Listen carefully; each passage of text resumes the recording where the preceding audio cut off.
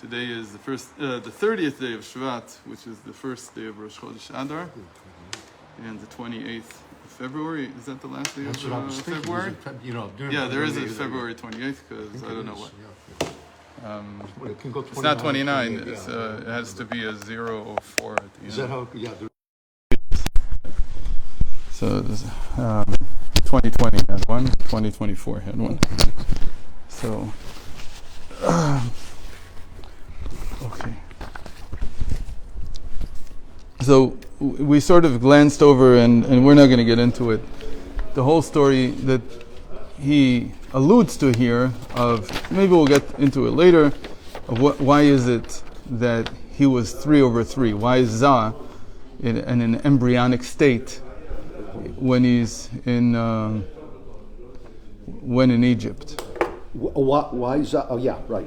So there's a whole story behind it. Maybe we'll get into it later. He says here, it's as explained in Kriyat Chaim. Okay. And before we come to the explanation, so we're in the last paragraph. הנה קודם שנבוא אל הביאור, יש להקדים ביאור מה שכתוב בעץ חיים, שמעמד הקליפות בין המקיפים לפנימיים, אחוריהם אל המקיף ופניהם אל הפנימי, ורוצה לומר, מקיף ופנימי היינו עיגולים ביושר. So before we come to the explanation of, again, why is he in this state? And why was Pharaoh given dominion over them, and that the external forces draw nourishment? And because of that, we were slaves to him and subservient to him and all that. Before we come to explain this, again, as explained in the Eitz Chaim, in Kriyat Chaim, it is necessary to first explain what is written in Eitz Chaim about the position of the klipot, the impure husks, which are between the surrounding and inner aspects. We'll explain this in a second. Their backside to the surrounding and their front side to the inner.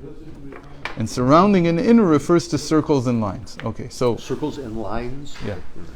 So now let's think of a vessel. We have a vessel, and a vessel always has an exterior and an interior. So the husk wants to draw sustenance from this vessel. Where does it need to locate itself? That's the question. What needs? It wants to draw sustenance. The husk, the klipa, the klipa. The klipa. Okay. Klipa is a negative energy in the world. Yeah. So it wants to draw from the internal, in other words. Well, but not internal, in the inside. Okay, correct. So that's the question. How do you get there? So what do you do? So what the Arizal explains is that it's a little bit more complex than it looks. If it was an open vessel, like a cup. So what do? You put a straw in and you draw it out. So you go straight to the center, to the core, and take it out. But here it's a little bit more complex. Why is it more complex? Because we're not looking at a open, I don't remember what it's called in topology, but it's not an open vessel. You have to think about something like a closed, like a sphere. So where do you locate yourself on the sphere in order to draw things out? So an example would be, a very interesting example. There's something called, now I forget all the names. They used to use this in the beginning of the study of electricity, like a ball of metal that you would charge. And as long as you weren't, how does it work? You can touch it, and nothing will happen to you. You have to somehow touch it in a certain way for all the electricity to discharge.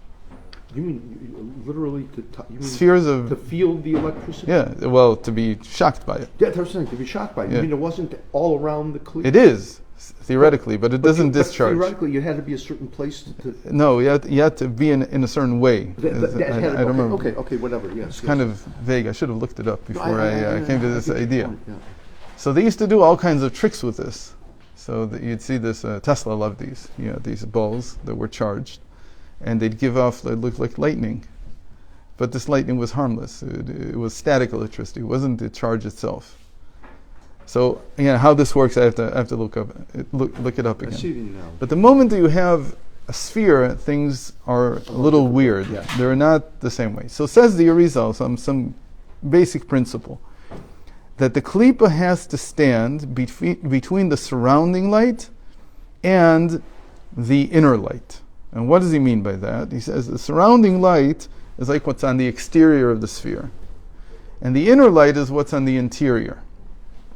So the klipa has to stand in between them. So where does it have to locate itself? So the shell itself is already taken. That's part of the vessel.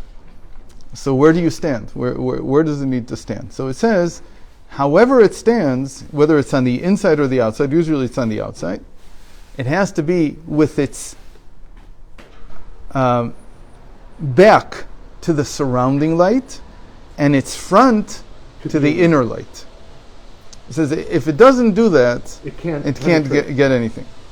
I mean, it can't draw from it. Right, it doesn't work.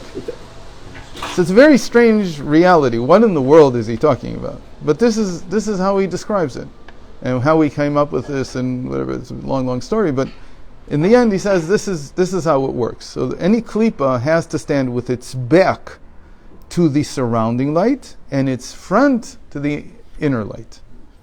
And if it stands that way, then it can get sustenance. Okay. Strange thing. Okay. And then he says, but really, again, this is very hard to understand this in and of itself. So we have to go back to a more basic concept. And the more basic concept is called circles and lines. Like chutes and ladders. It's circles and lines. What are circles and lines? What are they talking about? What is this all about? So this is our next, this is the first chapter. The first chapter is to explain this concept of circles and lines. It appears at the very, very beginning of Eitz Chaim. And a lot of people, just study it very quickly. But there's a lot of it. It's almost like a whole system of understanding reality. And the simplest thing that comes to mind right away is circles are feminine and lines are masculine. That's the first approximation right away that you see. Say that again. I'm sorry. Circles are things that are circular are feminine, okay. and things that are linear that makes sense. masculine. That's even right. okay. That's it's a basic like construct in the world. Yes. Okay, but he wants to understand it a little bit more deeply here. Ulavin ze, to understand this, what do we mean by that there's circles and lines, and that there's a surrounding light and an interior light in every vessel? So he says, to understand this, what is the depth of this concept of circles and lines? We have to look at the way that the psyche, or let's call it the life force, encloses itself in the body. There's a life force, and now we're going to treat the body as if the body is the vessel. Okay, we're going to say the body is the vessel for this light that's inside it. Yes. Okay. שמתחלקים כוחותיה לחלקים פרטיים באיברי הגוף, לפי מזג תכונת כלי הגוף. When the psyche comes into the body, you can also call it the soul. So you suddenly see the body animated with very different forces. For instance, in the eyes, you see the power of sight. In the ears, you get the power of hearing. In the nose, you get the power of smell. So there's a very ancient question, which is, where did all these powers come from? Are these intrinsic to the body, or are they from the soul? Which one is it? So it has to be a combination of both. Why? Because I see that when the person passes away, then these powers are gone, even though the structure is still there. Still there. Amen. Okay, so unfortunately this was short. Good Shabbos.